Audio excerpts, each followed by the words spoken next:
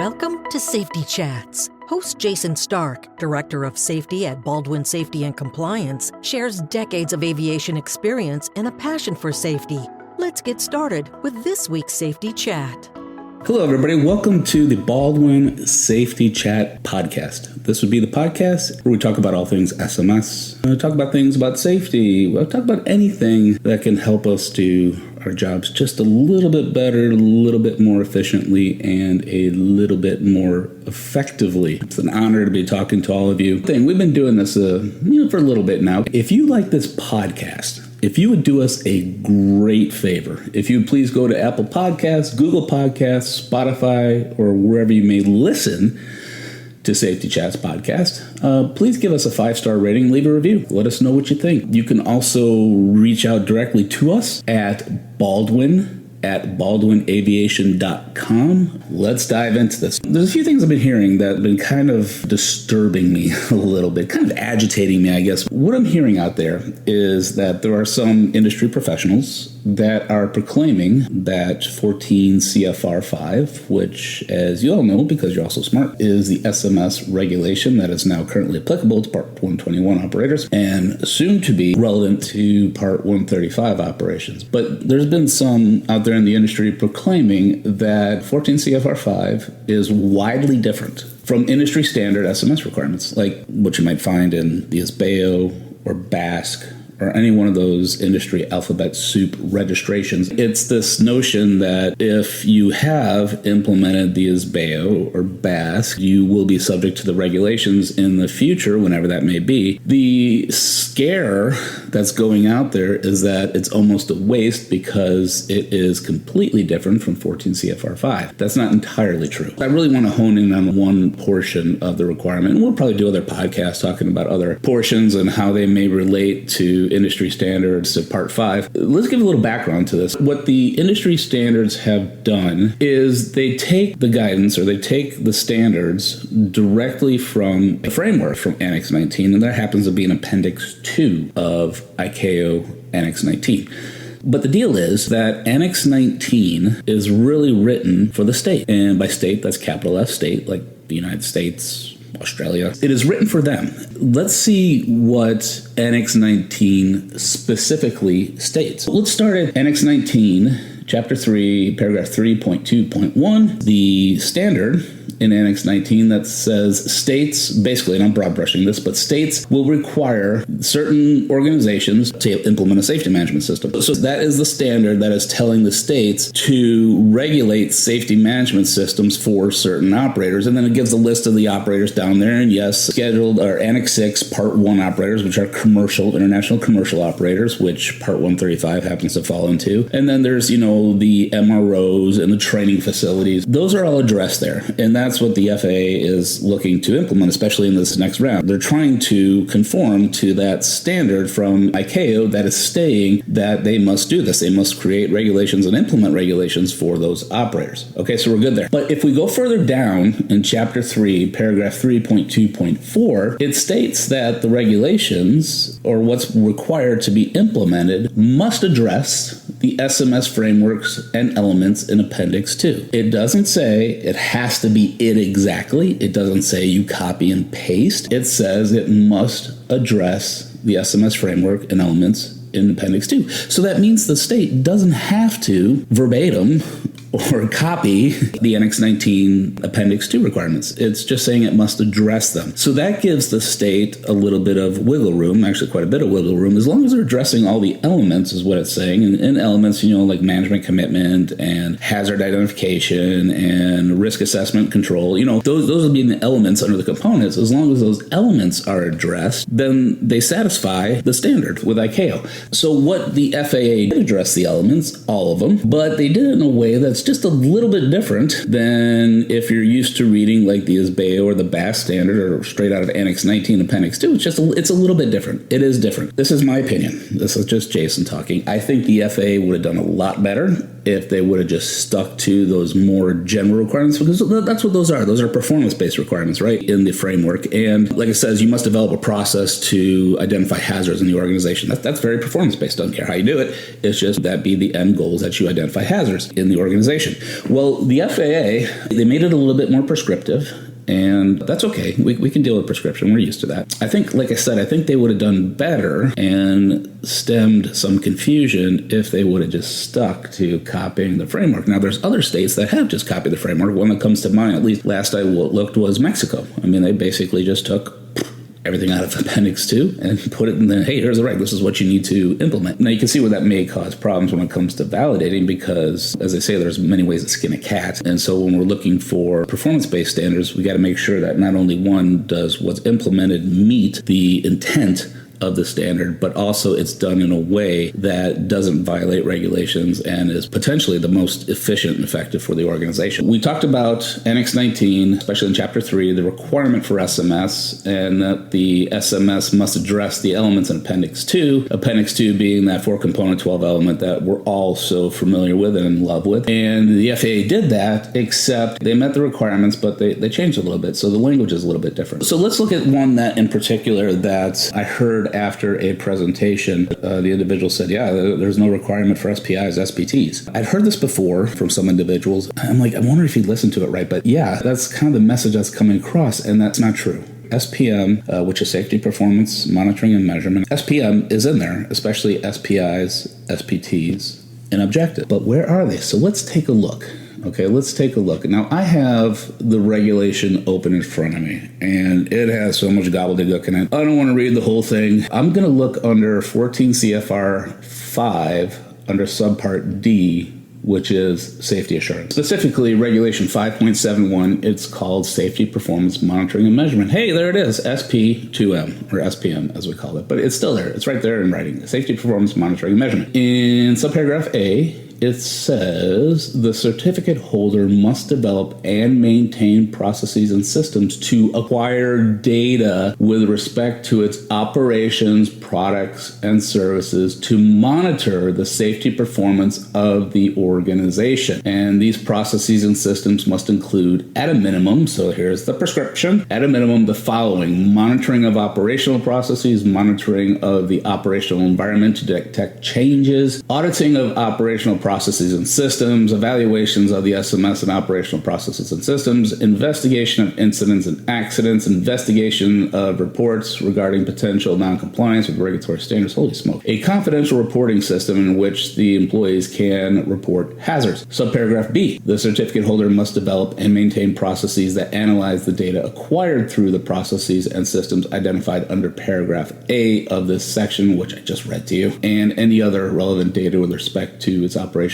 products, and services. That is a mouthful. What is that saying? Well, they actually kind of mashed a lot of things up in there under safety assurance, including auditing, management of change. But guess what else is still there? That monitoring of data. When you monitor data, you have to, in order to monitor data, you need the piece of data. I don't know another way to say it, but that's going to be your performance indicator. It's talking about you're monitoring the performance. Now, in ICAO world, we're really concerned more of monitoring using data, monitoring the performance of risk controls. So we're seeing, okay, is this risk control performing or behaving like it should? Now, that's kind of implied in this one, and I think it's more established in the next paragraph. But when you're talking about monitoring operational processes, that's like what you're doing. What you're doing out there every day in work. You're monitoring those processes. When it talks about, landing, that's a process, right? Do you have an unstabilized approach? Are you landing long? Are you doing something else crazy? Or are you doing something right? Who knows? That's kind of what we're monitoring, right? We're monitoring those operational processes and maintenance. Have we left tools behind? Is our tool control working? Those are monitoring operational processes. Now, it does go into the other things. Auditing, that's where the audit requirement comes in.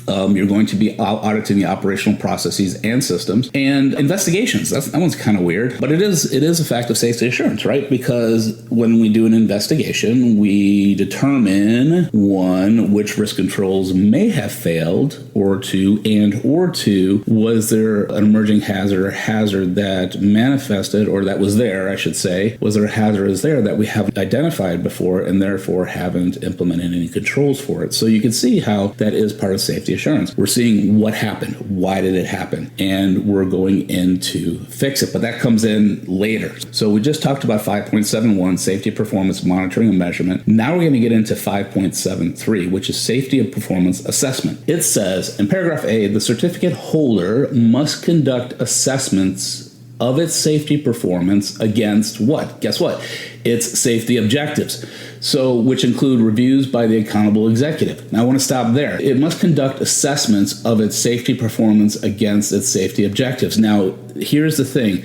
It would have been a lot easier, in my opinion, if they were said just measure against those objectives. That's so vague. Conduct an assessment. Well, what really is that assessment? Well, the assessment includes measuring against them and seeing where the measurements are in relation to the stated objective, right? I mean, we've talked about that. We've said it a lot. What I really like, though, about this, I think they did get right, which includes reviews by the accountable executive. Now, ICAO isn't very specific about that in their framework, but when you get into the guidance material in 9859, it does mention that. However, you can see it's a regulation, so it's prescriptive here. You will, if you're going to comply with a regulation, you will have a review with the accountable executive, which you should, and we've talked about that too. When we talk about assessing our objectives and measuring against our objectives, guess what? We go to the safety committee, which hopefully your AE is chairing. You say, hey, boss, look, this is where we are. This is where we need to be. Either we're doing great or we're really sucking. So one of the two, or we're on track, whatever it may be. But I like that they put that in there because that's important. It's inferred or it's implied in the ICAO, but this is really kind of an element also of ISO 9001 is having these executive reviews. And I really like that. So that's one thing I do like about Part 5. So the certificate holder must conduct assessments of its safety performance against the safety objectives, which include reviews by the accountable executive to, this is what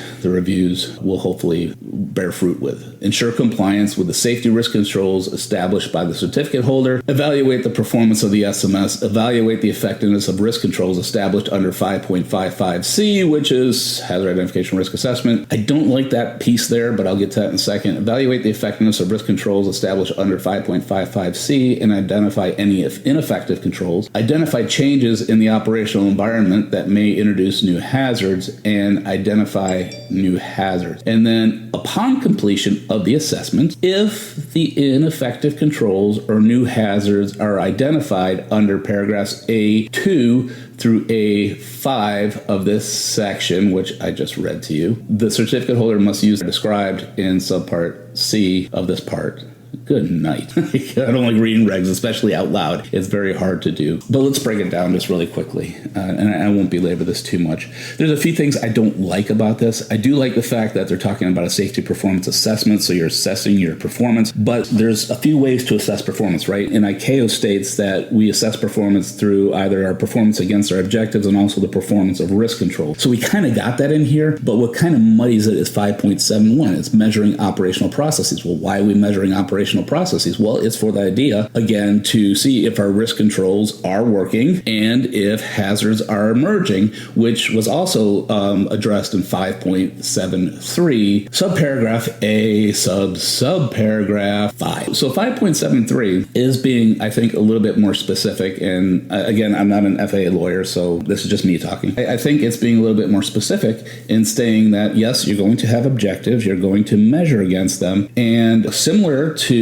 above in 5.71, you're going to identify changes that may introduce new hazards. That's management of change. That was also addressed in 5.71. And you're going to identify new hazards. Probably would have been okay with just that paragraph and really trim down 5.71. That would have put it more in alignment of what we're used to with ICAO. But then we get into 5.75. The certificate holder must establish and implement processes to correct safety performance for deficiencies identified in the assessments, looking at the data, conducted under 5.73. So it's saying, hey, if you're not meeting your objectives, why you're not meeting objectives, you need to do something to improve the environment to meet those objectives. And if your risk controls are not working, if your processes are not working, guess what? You get the chance to improve them. I mean, that's what it's talking about. It's really nothing magic. So I want to go back to the original argument saying that SPM are not in 14 CFR 5. That's not true. I hope we saw on this podcast that SPIs, SPTs, and objectives are very much alive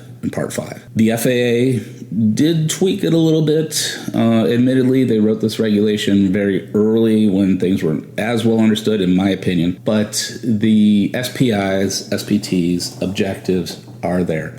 So if you get a chance, especially today, the regs are free online, where I'm at, I'm like eCFR or something like that. That's where I pulled this from. Take a look and see what you think. Provide me some feedback. You might say, Jason, you're full of hot air. You're out in right field. Or you may say, you know what? Hey, this makes sense, and we can do this. Yes, we've implemented to the ISBEO right now. We've been registered to the ISBEO or BASC, and no, you don't have to radically change your safety management system. There are going to be some differences, because, in my opinion, the FAA did get fairly prescriptive in some things, but I think you're good with at least 80% of the way there.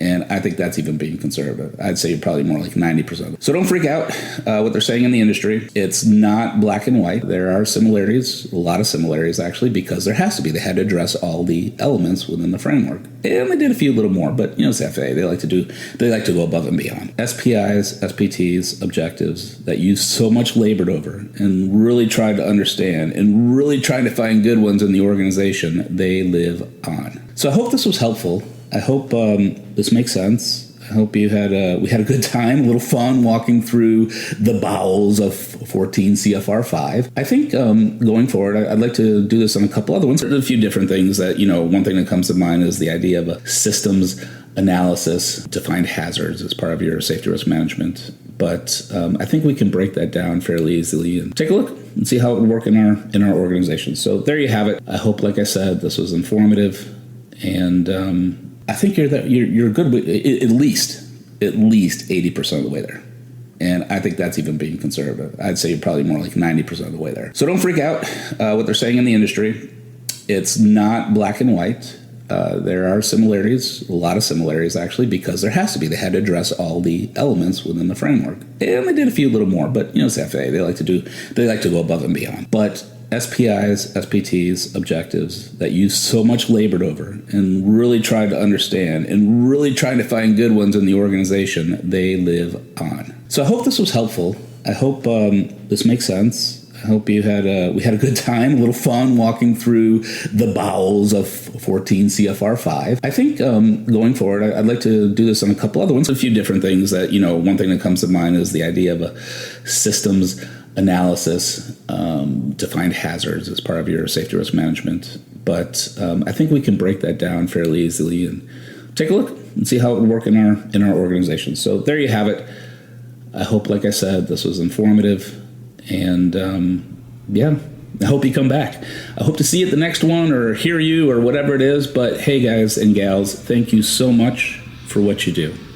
And we are here to serve you. And in the meantime, stay safe. This podcast is brought to you by Baldwin Safety and Compliance, the leader in safety management for the transportation industry. Since 2004, Baldwin has been providing state-of-the-art solutions and 24/7 support to the aviation and transportation industries. Baldwin's clients include all sizes and types of transportation operators. Baldwin provides safety and related business services to commercial and non-commercial transportation operators, medical transporters, FBOs, MROs, airports, flight schools, UAS operators, firefighters, OEMs, ground transport operators, and others. Visit BaldwinSMS.com to discover how Baldwin can enhance your organization's safety program.